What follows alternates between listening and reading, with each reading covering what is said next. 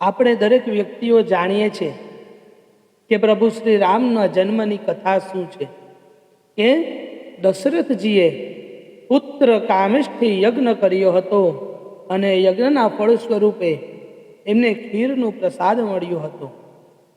એ ખીરનું પ્રસાદ જ્યારે દશરથજીએ પોતાની ત્રણેય પત્નીઓમાં સમાન વેચ્યું હતું અને ત્યાર પછી એ ત્રણેય રાણીઓ ગર્ભવતી થઈ હતી અને કહે છે કે એમના ગર્ભવતી થવાની સાથે દશરથજી અને સંપૂર્ણ અયોધ્યા એ આનંદમય થઈ જાય છે અને સંપૂર્ણ અયોધ્યા એ આનંદનો અનુભવ કરે છે. કારણ કે લોકો જાણતા હતા કે ભગવાન નારાયણ સ્વયં મનુષ્ય અવતાર લઈને આ પૃથ્વી ઉપર આવવાના છે.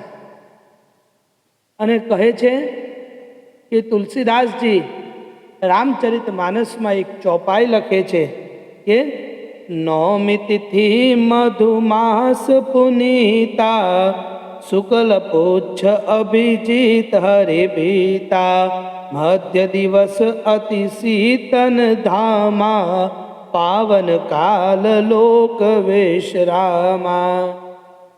તુલસીદાસજી કહે છે કે નવમી તિથિ એટલે કે નવમીના દિવસે શુક્લ પક્ષમાં ચૈત્ર માસની અંદર અભિજીત સમયમાં બપોરેના સમયે ભગવાન શ્રી રામ જન્મ લે છે અને તિથિને આપણે રામનવમી કહે છે.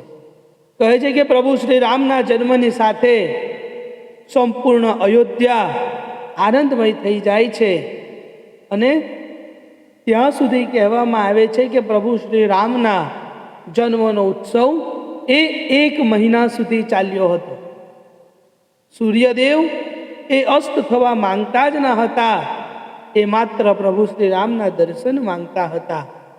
કહે છે કે પ્રભુ શ્રી રામે ગૌ, બ્રાહ્મણ, ભૂમિ અને ધર્મની માટે આ પૃથ્વીની ઉપર અવતાર લીધો હતો અને ધર્મની કેળવણી માટે પ્રભુ શ્રી રામે પોતાના જન્મનું નિર્વાહન કર્યું છે.